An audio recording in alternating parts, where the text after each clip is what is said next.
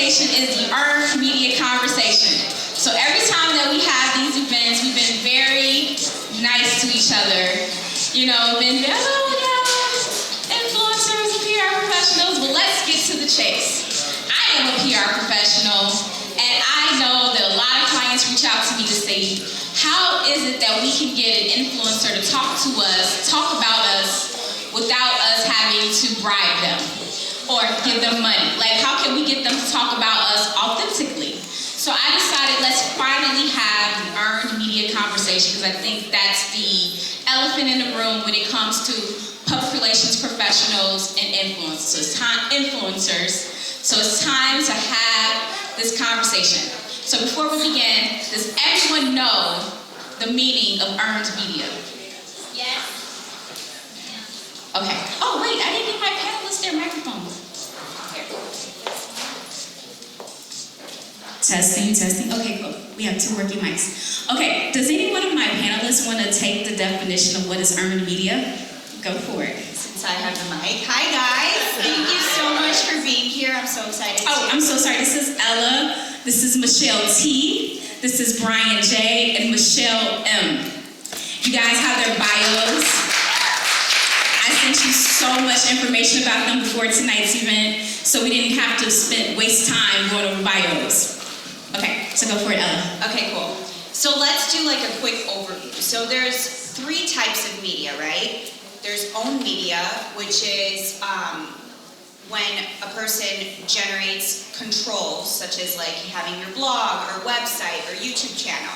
And there's paid media, which is basically paid advertising, right? So sponsored posts on Facebook and Instagram, TV commercials, ads.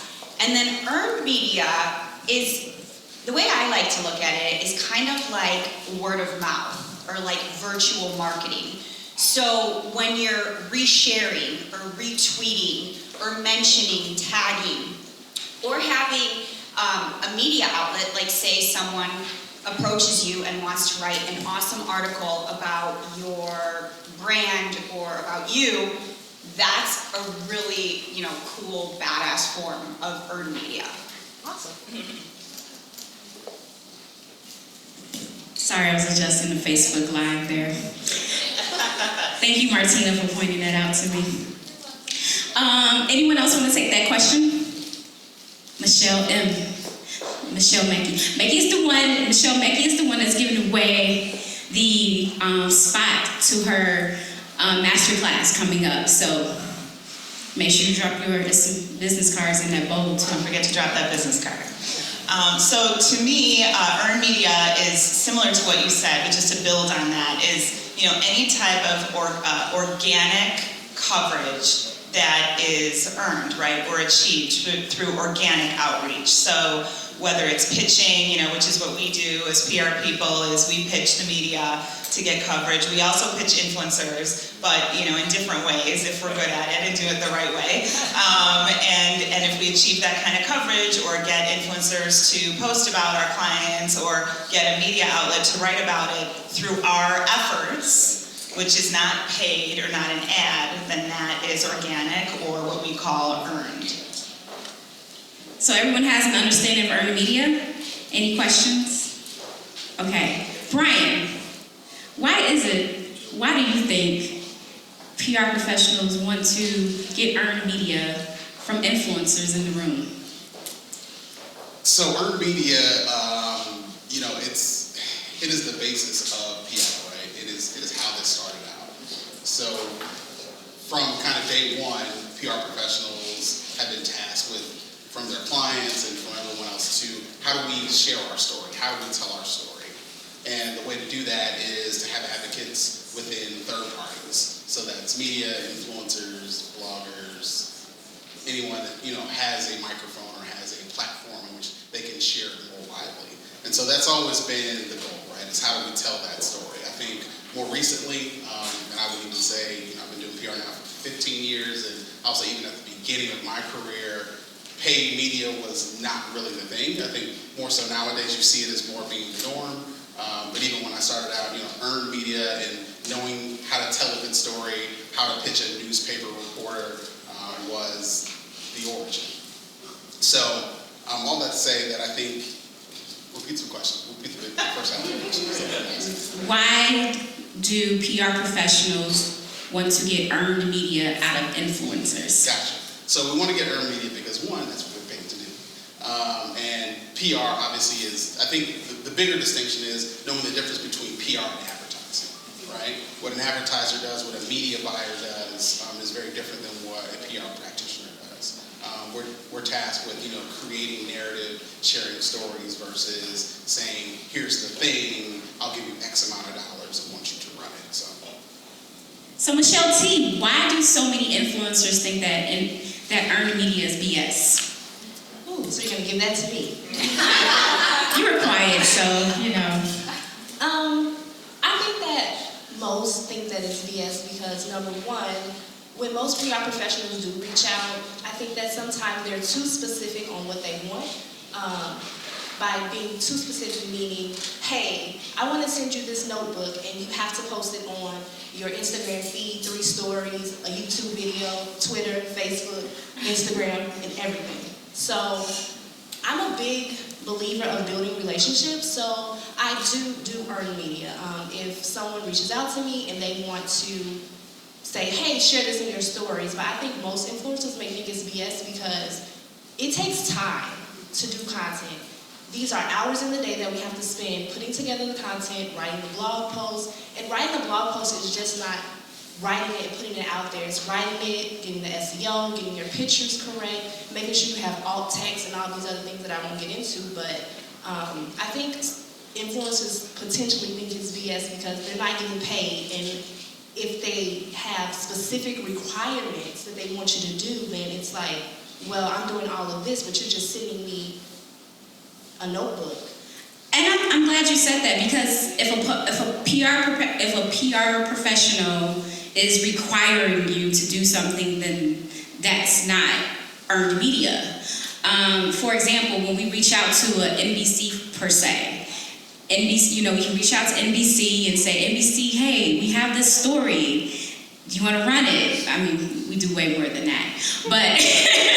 But we say, hey, NBC, this is a story. What do you think? We think this would be great for your audience. And they come back to say, yes, we like it. We want to change it. This is what it's going to be, blah, blah, blah. And at the end of the day, what they put out may not be exactly what we tell them to put out. We put out, and we take we lead and we try to manage and guide and influence, but we have no control over what the output is. So I think for you and for influencers, I want to point out, like, if a PR practitioner is saying, hey, it should be like this, then absolutely yes, it's should be paid. But if it's more of a, hey, can you try this product? Tell me what you think. If you like it, can you share with your audience? Then I think that's more so what we're looking for is when we share something with you, you try it and you like it enough that you want to authentically share it with your audience. Not because we told you to, but because we were just the vessel to put it on your radar. Michelle M, sorry. Oh, I just want Yes. So yeah, I just wanted to say, I get what you're saying about the earned media part, but when I get stuff, it's like specific things. So I do get things to say, hey, would you like to try this and share it, and it's authentic, but I think most influencers get, I don't want to say irritated or think it's BS because they do get asked specific questions, so it's like kind of confusing to them. Mm-hmm.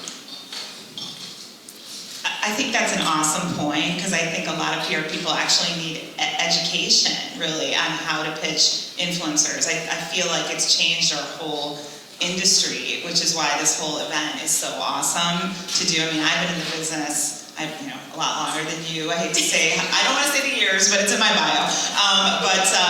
Definitely I've seen the changes, and I think the pressure that we're under is from our clients, really, because what happens is that the clients, they all want influencers. They all ask for it. And so it's awesome because we now have this whole other avenue that it's not just traditional PR anymore. We have way more people to be pitching.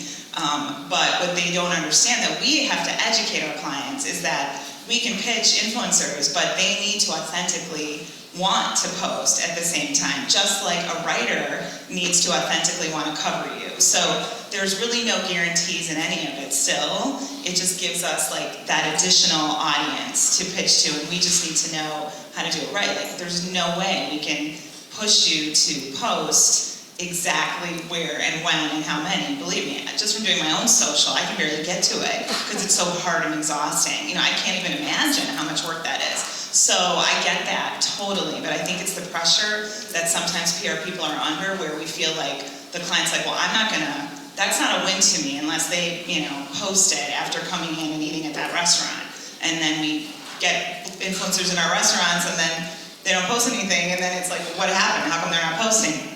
Maybe they didn't like the meal. I don't really know, but it's the same thing, right? It's the same thing. It's the same thing as reaching out to people. It's the same thing as reaching out to NBC, Wall Street Journal, New York Times. We have no idea what they're going to say when we pitch it, and I think that's the same thing with you guys, correct? Absolutely, and I was going to add, I think from a client or a brand perspective, the feedback that we get in terms of they already have in their head the story that they want to tell. What we have to educate kind of our clients on is that, well, a reporter may see that story, or they may see an aspect of that story that is different or that they find more relevant than the thing you're trying to talk about. And I can give you a great example. I just did a client event a week ago where I was working with a major NBA player, right, who was doing something that was very community focused, and we had the kids there, and it's like, oh, this is a great story. And all the reporters want to talk about is, hey, is that player gonna, get traded to this team next year? And it's like, because that's what they found relevant in terms of the content versus like, hey, we got this amazing story where this player is doing something for the community, wants to give back, and they're like, oh yeah, that's great, but we want to tell this completely other different story. And so I think, from our perspective, that can be frustrating, but also we have to educate our client on, okay, there are certain things that you're not going to be able to, just in terms of the news cycle, especially when you start getting in certain mixtures, it's going to be difficult to get around that. What we have to do is try to craft everything else that's around that and arm, influencers and media with all the necessary assets so we can guide them to tell that story. It may not be the exact way that you want them to tell it, but as long as we have those elements as a part of it, then that'll come through. So that's like the other half of the mix. So how do we all come together to create content that's mutually beneficial? I'll let you talk this time.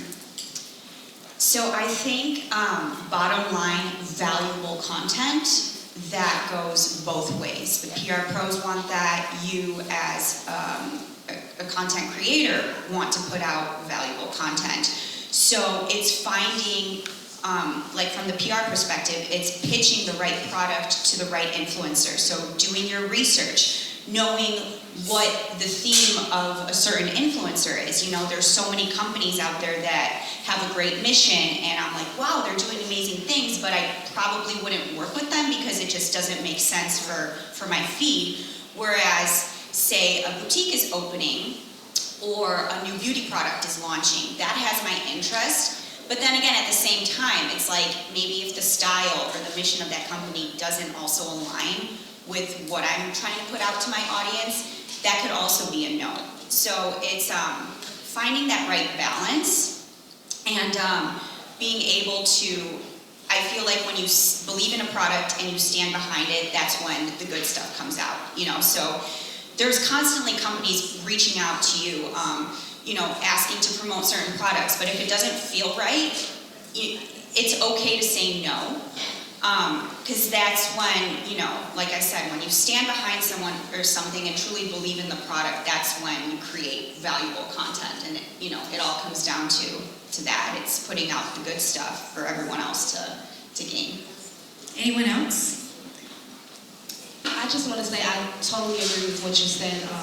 I think, again, what you said, doing the research. I know I work with a CBD brand, Equilibria, and I know they did their research because they're for women, by women, and that's what I stand for. So I think that when PR companies do reach out, when they do their research, it's better and it's beneficial because both parties are agreeing upon what the content will be, and it just matches. So, real quick, how many people people in here are PR professionals, marketers, or on a client brand side.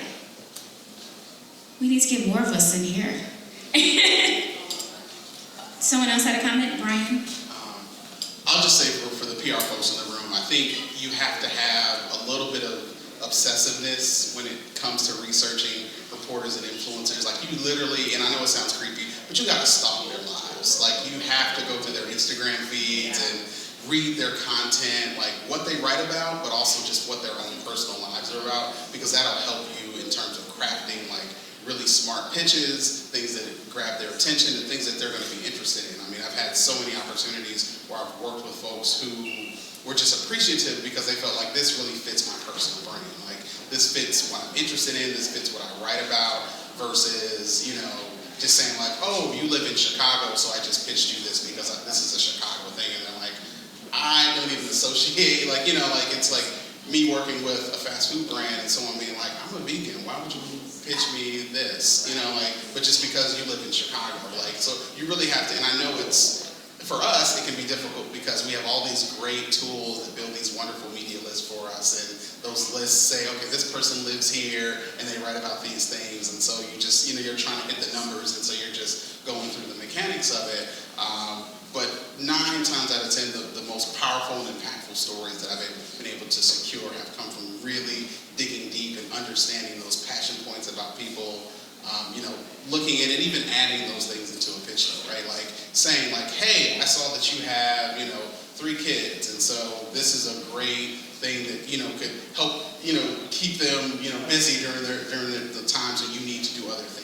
Or, you know, I saw that you are vegan or that you are concerned about health and wellness. Like, here are the things that my client is working on that may be of some interest. And those things are really what tend to break through the clutter, because I think any of the influencers or any of the reporters in the room will tell you, like, their mailboxes, and I've seen reporters' email inboxes, they are a, excuse my French, shitstorm. Like, it is like thousands of emails, thousands of pitches, and they're like, how do you expect me to get through all of this, you know, and find like that nugget when also I'm against deadlines in terms of, depending on if you're a traditional reporter and it's like, I got to get this copy in, or even if you're an influencer and saying like, this may be my second job. I may have a 9-to-5 job, and then I have to come home, shift through all these emails and figure out. So like understanding those mechanics and understanding that lifestyle, it really, you have to put yourself in their shoes. And I think on the vice versa, like understanding from our end, like, you know, it is a numbers game to a certain extent. Like clients just demand, they're like, hey,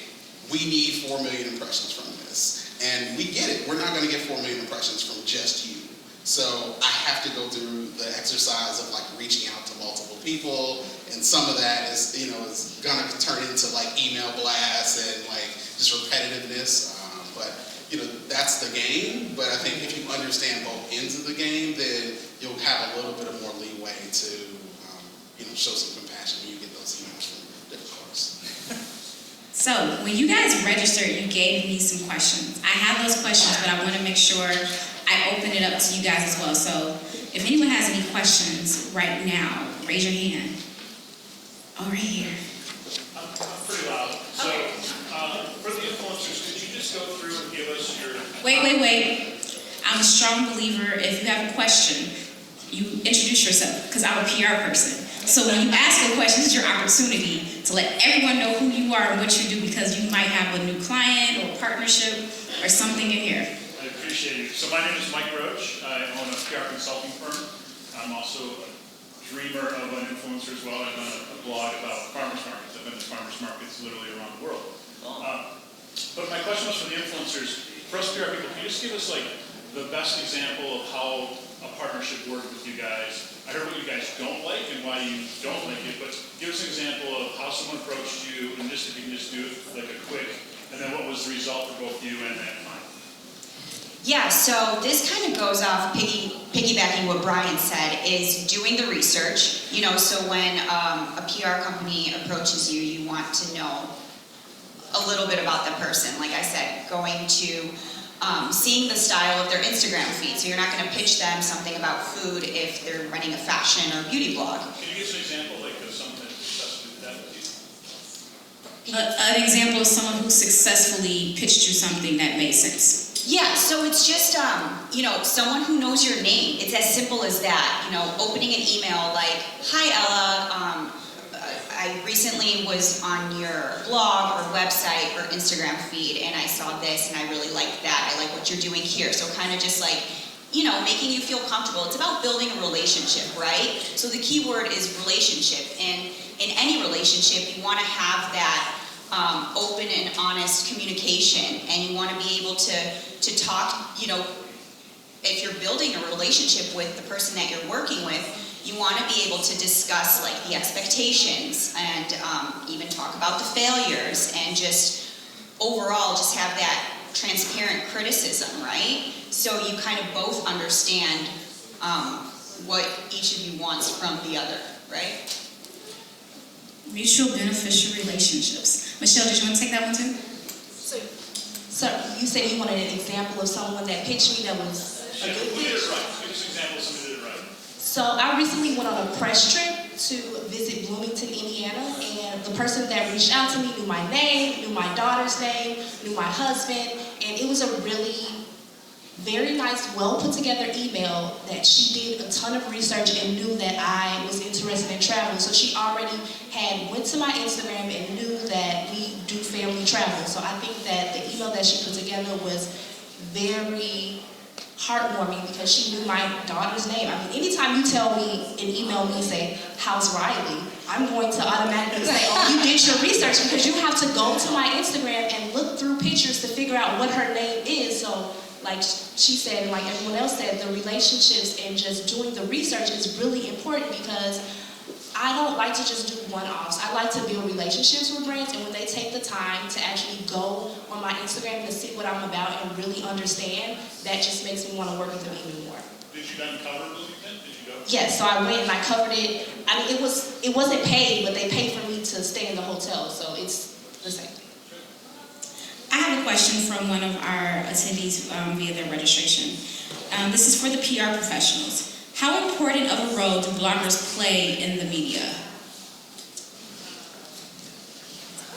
As far as like coverage, you think, or just In general, like I think it was very short, but I'm thinking they may not, I think the bloggers or the influencers in here may not know how valuable they are to us when we work with clients and when we reach out to them. So what's their value? Yeah, I mean, in my opinion, they're super valuable. Like I was saying earlier, I love the fact that we have so many avenues now to get coverage for our clients, and sometimes it's really not all about impression totals and numbers. Sometimes it's just about matching the right client to the right blogger or the right audience. And if they want to really get into a certain blog that's going to reach their target audience, and we follow that blogger and they get a great story, then that's a win, right? It doesn't always have to be Today's Show, New York Times level. It just depends on the target and what the goals are. And so we definitely include bloggers in our outreach and follow them and do a lot of research, and local, national. It just depends on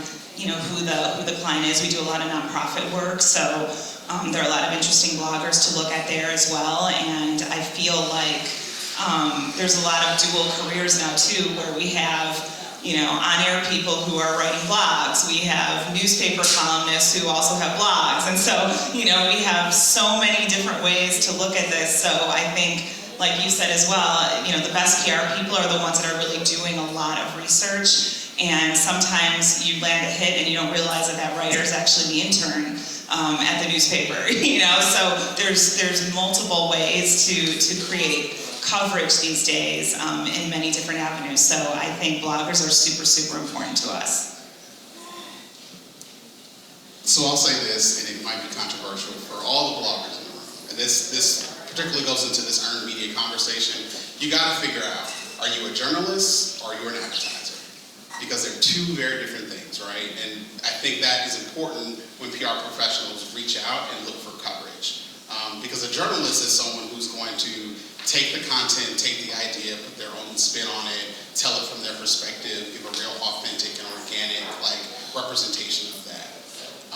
If I wanted you to just take the press release that I wrote and post it on your website, and you want me to pay you for that, that's an advertiser. That's a very different conversation. And so I think, bloggers need to really sit and think about, their position within the industry. Like if you want to be a journalist, if you want to be invited to media events and get exclusive access to things and interview people, like then, you know, take that same level of journalistic integrity that a writer from the Tribune or someone from NBC5 takes in terms of like handling this profession. So I think one, that's really important because, you know, when we start talking what's earned media versus what's paid media, if I'm paying you, then yeah, I want you to just post exactly what I say, use these photos, and, you know, post it at this time because that's what I'm paying you to do. Versus if we're building a relationship, if we're looking for, you know, cohesive partnership, then I want you to give me kind of an authentic representation of whatever that is. So if it's an experience to Bloomington, like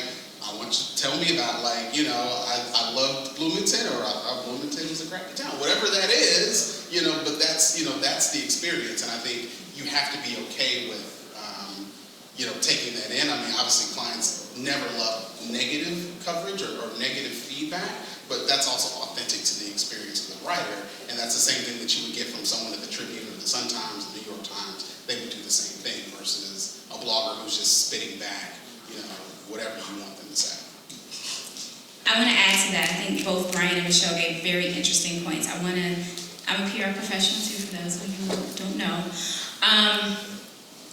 You guys are very important because, as Brian and Michelle said, you guys, when you write your blogs, and if we're not reaching out to you, you have like this authentic perspective on a lot of different things, and because you have this authentic perspective, you're attracting a lot of people who really, really like you. So if we're always paying you, it's not as authentic to us and our clients. So that's the reason why you guys have value, because we want you to authentically like, you know, well, not like us, but like what we're presenting to you. But as Brian also said, you have to pick. Like, I remember like sometimes, like, I've worked with some influencers and everything had to be paid. Like, you couldn't pitch them because it's like, oh, you're pitching me, it costs this. It's like, okay, well, how can I introduce to you something new if I'm always paying you? So then I would never know if you really like it, or do you like it because I paid you to like it. So I think that's something to ponder on, and that us as PR professionals would like for you guys to ponder on is, if we're paying you for everything, we're never getting that true, authentic response of, do you really like this product, or are you just saying it because I paid you to say that? So, yeah, right. Another question, Martina, you still have a question? Hi, I'm Martina Smith. I'm gonna sit still. But I'm getting there, I got you. So I'm Martina Smith, and I'm with a company called Gold Star Communications. I am their Director of Brand and Digital Marketing. And so my question for the influencers is, as we know, earlier this year, Facebook, Instagram, they made an announcement that they're looking at taking away kind of the like button, the forward-facing piece where we can see as consumers or viewers how many likes a post is getting.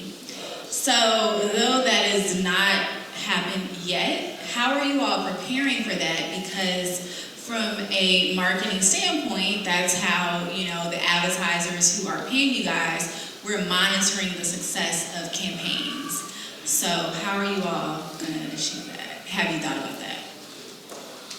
So yeah, that just came out this week that they will be removing the likes in the US. I think likes are a vanity number, to be honest with you. A lot of people look at Instagram and want to get 3,000 likes, and it makes them feel good. So Instagram wants to be a safe place, so they want to take it away. We will still be able to see the numbers, and obviously the brands will still be able to see the numbers as well on the back end. I think it's more about, I hope it will be more about the reach and about the actual content the influencer is putting out, because likes can really get to people, and I know people that are in depression because of likes, and it's just really, like I said, it's a vanity number, and the Instagram algorithm is horrible. So somebody said yes. Oh, praise it. The Instagram algorithm is horrible. Like I was just telling someone today, if 1,000 people see my post, only 10% of that 1,000 people will like it. But if 9,000 people see it, then 900 people will like it. But if you don't show my post to the 9,000 people, then I'm only going to get 100 likes. So it's just disheartening. But to answer your question, we will still be able to see the likes, and if the brands, I'm assuming that they will ask and request that information for campaigns and things like that, but I really think that it will be beneficial to influencers to actually care about the content they put out and not just posting so that they can get likes.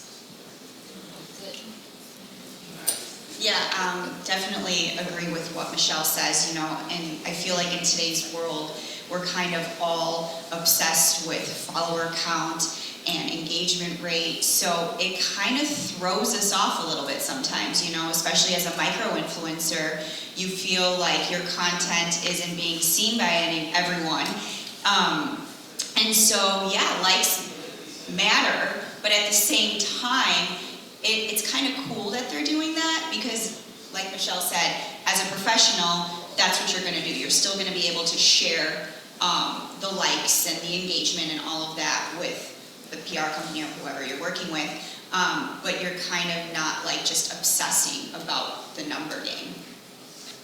Anything from the PR side, I guess, because based on their responses, I think that's the gap from the PR. I have an answer, but I'm gonna see what Michelle and Brian has to say.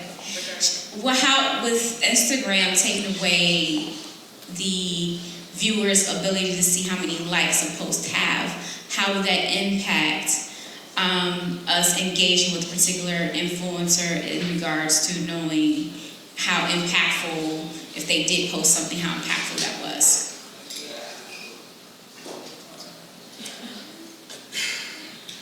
I'll take a round at it. I think there's a couple of ways that we can play around with it. I think we have to be creative. And so maybe if it is a paid partnership, maybe it's giving them a code. Like all of your followers, if they come to us and use this code, then we know that the impact of it was from you was successful because all these people use this code and they got that code only from you. So that's one particular way. I think you can still see comments. So comment engagement is another way that you can probably see how impactful a post is without the likes and engagements. Maybe the time frame of when a campaign started, and if the influencer is saying go follow blah blah blah, and it's like, oh, ever since she said that, we had a 10% increase of people who came to our page as a result. So I think we have to be creative of how we look at that. But I think that also challenges us to see what's success. So a like, well, let me rewind a little bit back. I'm very into strategy. So we have to look at, okay, yes, someone liked us, but why do we want them to like us? You want this influencer to engage with our client or our product or our service, and I'm gonna get to you, I promise you. Because you want ultimately some visibility to your brand, correct? So what does that look like? Why do you want visibility from your brand from this particular influencer? And is it for sales? Is it to get people to this event?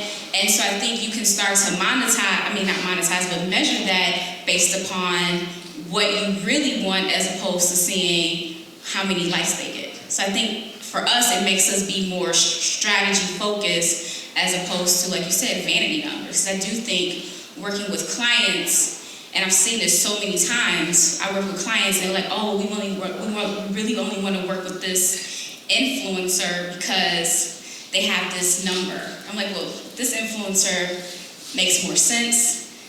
They're all about this, it makes more sense, and they have the followers, and it's not that many numbers, but it's the quality that you're looking for.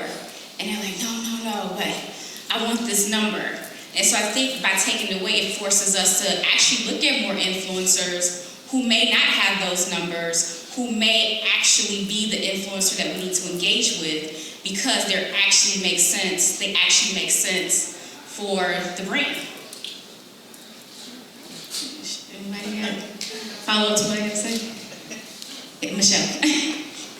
I just want to say too, I think that removing the likes will actually show you who has real followers. Because I know I get engagement in my comments, and a lot of people have fake followers, so they're getting likes from bots. So I really think that it will help PR professionals to know who to reach out to, because you'll see in the comments who's actually engaging with the influencer rather than seeing the likes, and they can have fake bots liking their posts. So I think that'll help some. Thank you so much. So to your point, first of all, my name is Ben Jordan. I run multiple micro-influencer accounts on Instagram. We're mainly food and wine focused. So it was interesting because I think brands have caught on that engagement is going to fall. In my emails this week, because we do so many brand deals, brands recognize this and they wanted us to add them on the back end in Facebook so they can push our posts with sponsorships. They're going to start putting money in because they recognize that the organic reach may be falling, and so to protect their partnership and make sure that they're getting the maximum value from these partnerships, they're actually now opting to put money into the posts themselves. Brian? I'll just say, I think the other differentiator will be the quality of the content that's coming out. So, likes and number of followers is great, but again, if you're going back to what is the story, what is a win for the client, if I've got a product and I've got an influencer that's using that product in a really unique way and is developing some really dope content around it, like, that's probably more of a win than the fact that they've got 100,000 followers. If they've got 3,000 followers, but they're doing something really creative and on message for the product that I sent to them, versus someone that's got 200,000 followers and they just posted a picture of the packaging. It's like, hey, this is new. And it's like, that's great, but that's not telling the story. The story is like, I sent you a product and now you're using it in your everyday life. You're like documenting how you're actually organically making it a part of your everyday routine. Like, those are the things that are bigger wins than just, those big numbers. And like I said, the bot thing is absolutely true. Like, you really have to take those numbers with a grain of salt because people buy followers. It is still a very big thing. I know Instagram and Facebook have tried to cut down on these bot accounts, but I get emails from people all the time. It's like, hey, I can get you, 10,000 followers for X amount of dollars. Like, it's still a very big part of the industry. So, Speaking of followers, tag us as you see us. As you all are, hope you guys are tweeting and Instagramming, and let us see what you're posting so we can repost you guys and follow you back. Okay, question for our public relations professionals. As an influencer, how can I strengthen and develop meaningful relationships with PR professionals outside of collaboration on events? What should an influencer do to get on a contact list of a PR professional? Basically, how do PR professionals notice other influencers?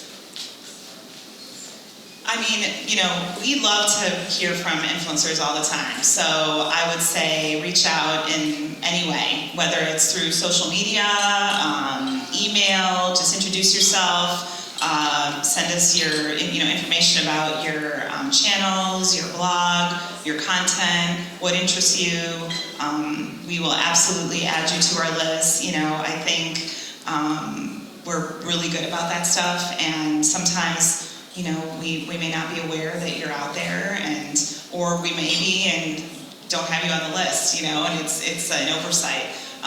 So I think that is not something that is hard to do, right? It's just takes pretty much an email, a DM, and just a little bit of background about yourself. So anything else you want to add on that? I would agree with that. One interesting way that I've had some really, really great influencer contacts is I've had influencers use, brands and products that I work with and have just like organically posted about it and like tag that brand. Because, I also manage some social media profiles for some of my clients. So I've had them like tag stuff and just say like, hey, I've used this today, and like even just doing that, sometimes you come across people, you're like, who are you? And you just click on their page and it's like, oh, okay, and it may not always be an immediate action, but it may be, okay, I'm gonna start following you now. And so the next time that I'm thinking about a campaign or I'm looking to engage someone new, it could be then reaching out and saying like, hey, I saw that you posted this, my name is such and such. So, that's one way.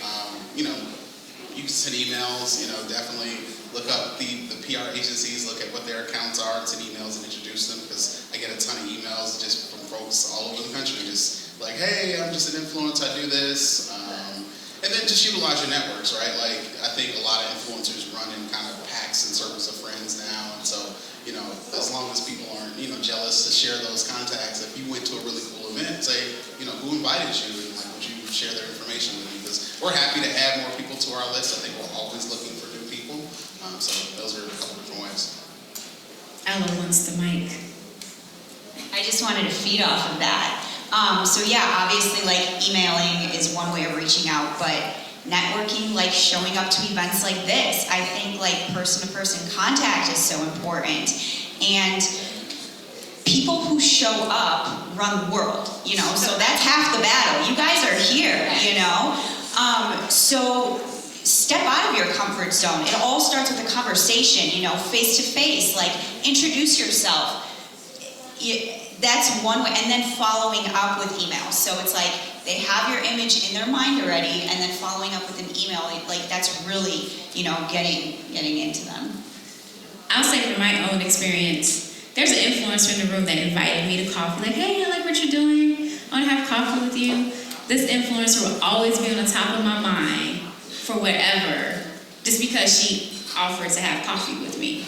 And I may not have anything for her right now, but she's in the back of my mind. And there's a lot of people that's in the back of my mind, like I may not have anything for you right now, but it's also because I am paying attention to what you're doing and what makes sense for you, and I don't want to just give you just the clients that I'm working on, and you're like, hey, would you want to do this? Because I know that what I'm working on right now may not make sense for them, but you guys, like when you stick out, you're in the back of our minds, so don't think that because we're not reaching out, it's because we are honoring who you are and what you bring to the table. We're trying to give you something that makes sense as opposed to just throwing something at you.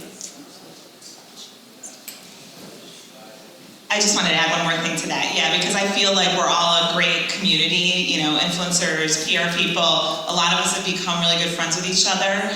And I think we've built that over the years by inviting each other to things, to events, meeting at networking events like this, and not always just pitching each other when we need something, right? So just like you said, maybe we go out for coffee or go out for a drink, or, just comment on each other's social media. Oh my God, you look awesome. Love that event. Let me know when you have another one.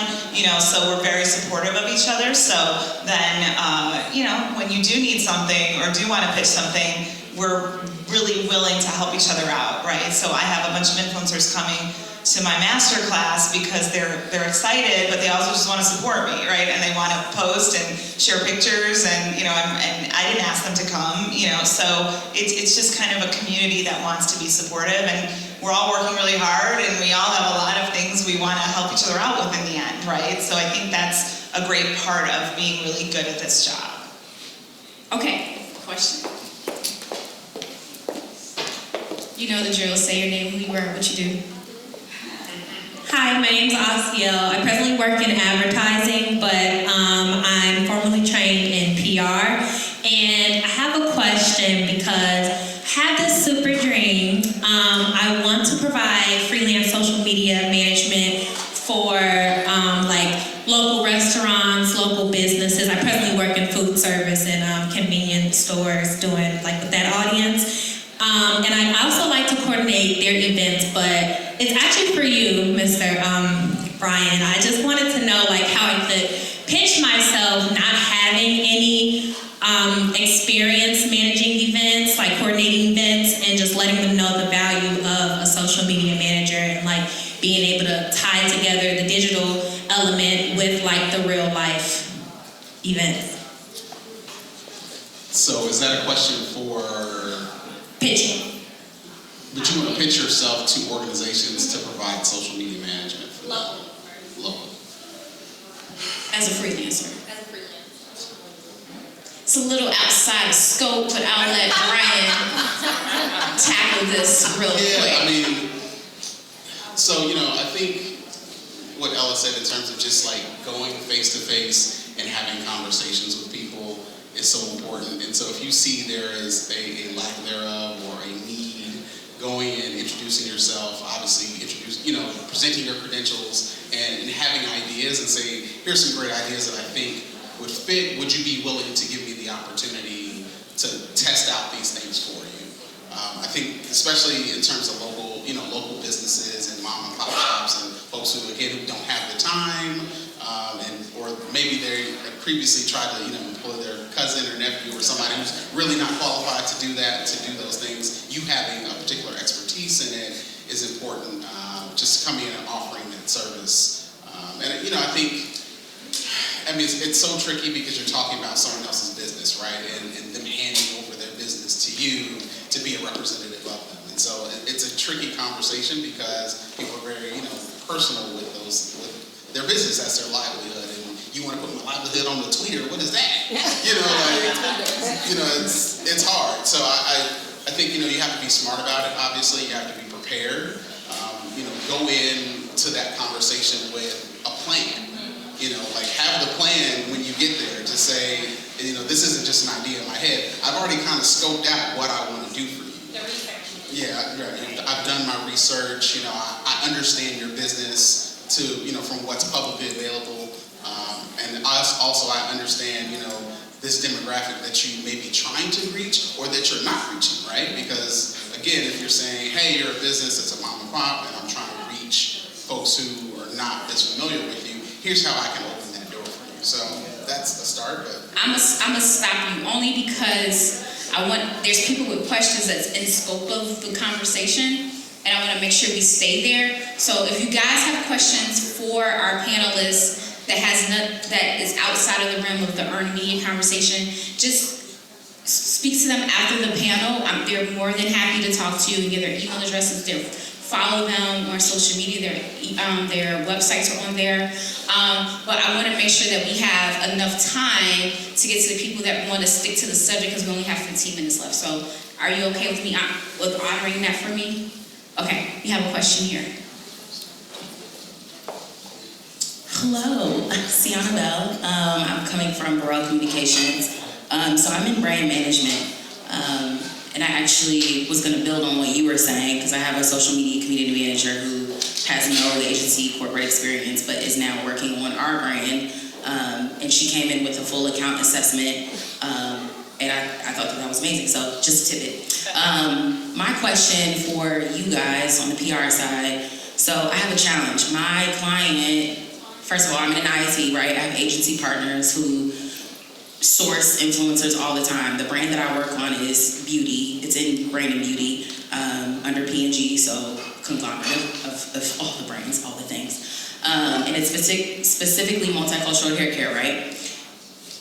My agency partner who is tasked with sourcing influencers, that's not an issue. They can find us somebody on the drop of a dime. And our client loves to get scrappy. Like, you guys know beauty, it's so influencer-based, like influencer-driven is crazy. So my challenge is I have this agency partner who is great at what they do as far as sourcing. However, when you talk about doing your research, aligning the brand with the right influencer, making sure that, that influencer brand aligns with whatever that corporate brand is, the agency lead, I'm just being full transparent, agency lead is sourcing people that they know. So they're getting really scrappy because they have people that they can turn on the drop of the dime, but we are trying to reposition consumer perceptions. We're trying to make it our brands, resonate with consumers so that they feel like, okay, this is a product for me, right? That's a part of like framing any product that you're trying to sell. So how do we, as the brand managers, sort of partner with this agency who is in charge of sourcing these influencers to start looking for the right influencers, that match our demographics that the brand has aligned to, all of those things. Like, what advice do you have for brand managers who are going through that type of challenge? I hope that's in scope, Vanessa, I don't know. So basically, How do you get the people that source it for you to open up that net to include people that's not necessarily just people that they know?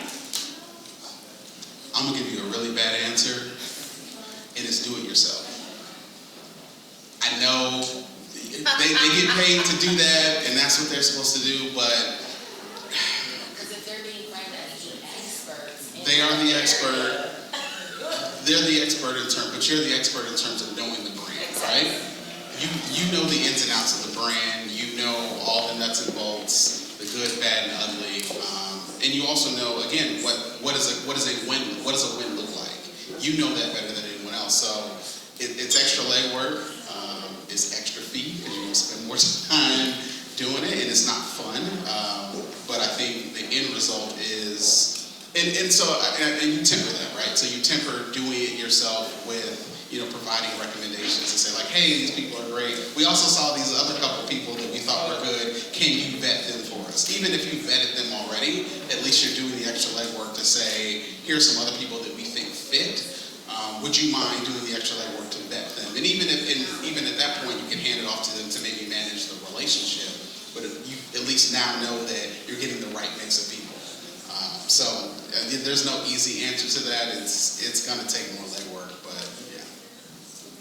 Yeah, I was just going to say that's a perfect answer. I mean, you can even just follow some of the influencers that you're interested in them vetting, and just say, hey, we saw these are the kind of influencers we want. Can you please start moving in this direction? We're the brand. This is what we want. Get back to us when you've vetted them. You really can steer it. So if they won't do it on their own, you really don't have a choice. Quick question, how many people have questions in the room? Let me just see your hands. I have you, 2, 3, anyone else in the room? Okay, so we're gonna do these last 3, because we have 10 minutes left, and then we're gonna figure out a way to, answer these other questions later. All right, here you go. Hello, my name is Shirley C. My question is, as a blogger, what's the process for recouping the income from a salary? Yes, I have the. We had another conversation with them. I'll have to get to you later. Okay, who else? Over here. Hey y'all. So my name is Amanda. Finance professional by day, personal finance blogger at night. My question is, as far as media is concerned, like I said, my blog is very niche. It's about personal finance, particularly with women. But I was thinking about rebranding and adding maybe another focus. As far as earned media and paid media is concerned, do you specifically look for people that focuses on one topic? And do you feel like brands or influencers or bloggers that focus finance and fitness and things like that, do you feel like it's harder to pitch to them or find something for them because it's more than one topic they cover? Do you feel like bloggers maybe focus on too many topics? I'm sorry, is that Her question is, do you prefer influencers that focus on one topic, or do you prefer influencers that cover a variety of different things? I have an answer, but I'm gonna let you guys take it. And I want our influencers to answer this particular question too, because I want to see how you guys narrowed in on what you guys cover, because some of you guys started off as something and branched off to something else. So I like to work with people who have a variety of things they write about, and I think that's important, particularly for this conversation, because I may have a client that I pitch to you that I don't have budget to pay you for something, but we can still work together. And then when I do have another client that may be something totally different, but they got budget, I'm going to think about you again to come back. Because, I work on a variety of different things. Like right now, I have a fast food retailer, I have a museum, I have a technology company, I have a liquor brand. I have so many different things that I work on. And so when you have that diversity, it's like, oh, I can go back to you for this, and I can talk to you for this, and it also gives me a wider net, because that's the other thing when we're talking about earned and paid media. I think most PR professionals understand that for many influencers, bloggers, it's not just a hobby. We understand that people are trying to either supplement an income or that is their income. We get it, so I know it's always this back and forth about well, y'all never pay us. We get it, we really do, but oftentimes, again, as a PR professional, I'm not given an advertising budget as a part of the work that I'm scoped to do. They tell me, go get us stories. Not go pay for stories, go get us stories. So it's always that push and pull when working with influencers, because it's like, as much as I may love your content, as much as I want to work with you, I just can't pay you because I don't have the money. They did not give me money to pay for influencers. So, but I may have another client that, has that in scope, and they get it and they understand the whole process, and they give me a bag of money to go out and pay whoever I want to do it. So when you have a diverse content, I can come back to you for different types of things. So it's like, okay, great, they may talk about parenting, but they also talk about nightlife. They also talk about food, but they're also techies. So then I can, recycle those things. So I wouldn't say spread yourself too thin, like figure out the things that you're really passionate about and that you can provide quality content for. But yeah, if you pigeonhole yourself into just one thing, then it makes it more difficult for someone like me to work with you when I've got a variety of different clients. Ella? Yeah, so going off of what Brian said, I do think it is important to have your niche and to have that one thing you're really good at and you know a lot about. I think that's very important. And because you don't want to, be all over the place and not, you're so caught up in so many different topics that you kind of lose sight of who you are as an influencer or blogger. So just finding what you're passionate about. Obviously, you can be passionate about more than one thing. So zoning in on maybe like 3 things to start with, where you can really educate yourself on that and be really good at those 3 things instead of being like all over the map.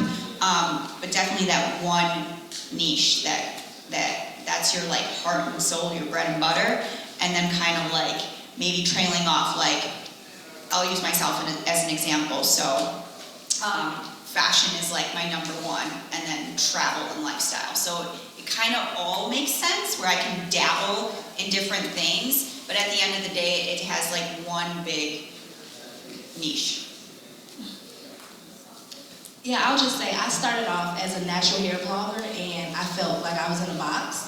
So it is good to branch out, and like she said, have that one thing that you know that you're passionate about. And so I changed my whole entire blog from just being natural hair to just a lifestyle blog, but it mainly focuses on empowering women, moms, because I'm a mom. So I think having more than one topic that you focus on, like Brian said, it helps him to get his clients more influencers, or not more influencers, I didn't mean to say that, but more coverage, yes. And I'll just add, just anecdotally, like, you just never know, right? Like, I worked with a blogger once whose focus was primarily like parenting and very like kid focused. And then we were having a conversation once, and I was talking about another client that I have, which is a liquor client, and she was like, I drink. I got 3 kids, like, please send me, and so it ended up inviting her to, an event that I had for a liquor client, and like, she had an amazing time and still posted content on her social. Like, it wasn't really appropriate for her blog content because it just didn't have a place to fit, but like her social media, it was perfectly fine, to be like, hey, I'm at this event, we had a great time, and and the event had a lot of other things in terms of culture and lifestyle that were part of it, so it still fit. So like, when you have these conversations and when you're meeting PR professionals, like just being forward to say like, hey, I know my content may be, personal finance, but I'm also into food, or I'm also into fashion, and those are things that I can incorporate into my content, because if we don't know, we don't know, but there's always opportunity. Last question for the night, and we'll wrap it up. You had a question? Oh, see what happened? Okay, you second to last. Hello everyone, my name is Imani Boudre. I go by Imani the Influencer. Follow me on Instagram. So, my question is, how important is it to have like an agency, or like having like your own independent thing where when brands come to you and be like, hey, this and that. So how important is it in choosing an agency, or like management? Yes. For myself or business, how important is it to truly have, or being independent? You see what I'm saying? Yes. You guys have a question? you guys have an answer? Does she mean as a client or as an influencer? She's saying, as an influencer, how relevant is it for her to have an agency that reps her? So basically, if we were to reach out to her, instead of me getting her, I get her manager that says, oh, Imani is only available to do blah, blah, blah, blah, blah. And, you know, you have to go through me to get to Imani. You guys have an opinion about it? I have so many answers, but I'm just going to give you the politically correct answer. No. Give her the real answer. Oh, okay, so. My personal opinion is you don't need it right away. I wouldn't do that. I made the mistake of hiring someone to manage me right away, and I don't think that it was a good thing. I think that you can totally do it yourself. You just have to be very, very organized. I mean, I don't have a manager now, and I mean, like she said, like my inbox is all crazy, but I don't know from the PR side, like how that looks. I feel like it may not look as good, especially if you don't have like a whole lot of numbers, you know? I feel like they're like, oh, who does she think she is? She has a manager. I mean, that's just my opinion. I just don't think that it's needed right in the beginning because it just might not be the right time for it. But if you have millions of followers and you have your celebrity status, then that's probably the best option. But me being a micro-influencer right now, I mean, it's not the best option for me. And I think that people do look down upon that. Am I right? Or Michelle, I want you to answer this so much. Yeah, okay. No, I totally agree with you. I feel like in the beginning you don't need it, you know? I mean, you're just building your brand, you're building who you are. You should be dealing directly with people, you know, you want them to get to know you, you want to be authentic, you know, and the time to really hire a publicist or an agency is when you really want to be out there as a celebrity, right? Or as a personality. You want to do public speaking. You want to, you know, establish yourself as that thought leader, and you need to be pitched, or you are trying to, and you have those numbers to back it up, right? Otherwise, yes, people will wonder, wow, you know, why does she have an agent when she's got, you know, she's just starting out, or what are her accolades, or what is her resume, right? Where has she appeared, and they're going to ask you for your sizzle reel, and, you know, so you have to build that. You have to get to that point, in my opinion, where you will need that. It all depends on your goals, though, right? So if you say my dream right now is to have my own show and to be the top influencer in beauty, you know, and that is my goal, right? And I want to get there within the next year. So then maybe we should talk about that, right? How are we going to do that, and is that realistic? But that's going to be tough, right, to do in that short of a time frame. So I think it just depends on how, you know, what you're looking to do and how you want to build it. But I think, yeah, people may look at you like you're a little bit crazy when you're just starting out, if right away we can't reach you. You know, we have to go through somebody. So, but, you know, to each his own. I mean, hey, everybody deserves somebody to rep them, you know. I would say from the earned media perspective, I would shun it, because if you have the agent, then the agent is there because they make money when you make money. So if I'm working directly, if I have to go through an agent to get earned media, then I already know. Well, right. You know. An agent's different. Right. Now, if you're like, you just have, like, if you need someone to help you manage your email, then maybe just have an assistant. And then you have an assistant say, hey, I'm Imani's assistant, you know, she'll be in touch with you. Is there any way I can help you in the interim? You know, and I would say make sure you have someone whose energy and personality kind of mirrors yours. So if they're interacting with someone in between you because of whatever, then you have to make sure that person is a good representative of you. There are people, even celebrities, that I would never work with, because a person that's between me and that person is so hard to work with and so difficult that it's just not worth the time and energy. You know, so keep that in mind. Last question. I like this question. This is for everyone. What are the benefits that come with working with PR companies? Millions. Let's start with the influencers. Ella, have you found any tell me.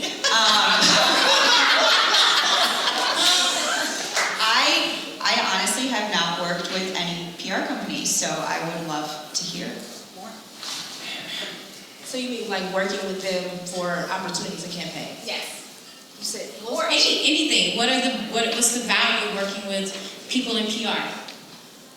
Or if there is any. No, I think it's value. I think that working directly with the PR company, you get to, as an influencer, you get to pitch your rate versus if you have a manager, they're taking a cut, or if it's part of an influencer platform, they're taking a cut. So I think that it's beneficial because, number one, you get to build relationships. So if there's an opportunity that someone has, and like Brian said, if he thinks of you later and in the back of their mind all the time, building relationships is important. So I think that working with a PR agency, they may have something else that they have for you if you worked with them before. So I think it's good, essentially.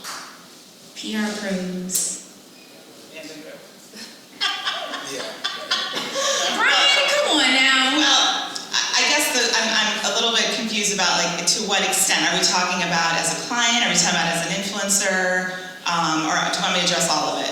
I would say as an influencer. Let's keep it as an influencer. So, well, as an influencer, you get ideas, right? If you need content. So we have a lot of clients who need a lot of coverage for many different things, and working with a PR company is just like having a source that can provide you great content. And if you work with a good PR company, we will follow you and understand what you need and only come to you for things that are fashion, lifestyle, and travel, and really know how to match you with the right type of content. Now, number two, if you're looking to be a thought leader in your space, or you are looking to maybe get PR for yourself as an influencer, that's a second way that you can work with PR people, because I may have a fashion brand that doesn't have a spokesperson and is looking to have an influencer maybe go get out there and talk about their product, or maybe to be, to critique an awards show on their behalf or something. And so a PR agency would be great to partner with. Or a hair product, So I think that's a great way that influencers can work with PR agencies, and that's how we can help support each other in that way. And just to give you more exposure for your platforms, and for us to be able to really support each other. I'll wrap it up. I think PR professionals help influencers and just people in general, because our job makes us connectors to a lot of different people and a lot of different things. And so I have one friend who's an influencer, and she may be stuck for content. And she's like, Vanessa, I'm stuck. What do you have? And I can just throw a whole bunch of things at her, like, well, I'm working on this, I'm working on this, I'm working on this, well, what about this? And even if it's not a client of mine, I may know someone to refer him or her to, because I'm just always out and about and around, and we're always invited to events, things of that nature. So you just, I may work on a food account today, and even though I'm not working on a food account tomorrow, if you're a food blogger, I still may have access to certain things that may help you, like lots of events, like, if you cover entertainment, there's a screening going on, do you want these tickets to the screener? So we just always randomly have access to stuff for just no reason. So I wouldn't say no reason, but we just randomly have access to stuff. Yeah. That just may help. And sometimes I know that influencers get stuck. And so sometimes what we have may work, and sometimes it doesn't work, which is why it's good to know multiple PR people. So if I don't have what you need, the next person has what you need, and you're like, yeah, I can do that. Send me some lipstick. So with that being said, I have to wrap it up. Please be sure to fill out that questionnaire front and back, and just leave it on the front desk where Sean is. And I'm sad to say goodbye. Give yourselves a round of applause for making it out tonight. Give our speakers a round of applause. Michelle, thank you. Brian J. Packer, Michelle Thames, and Ella Marie. Oh, how do you pronounce your last name?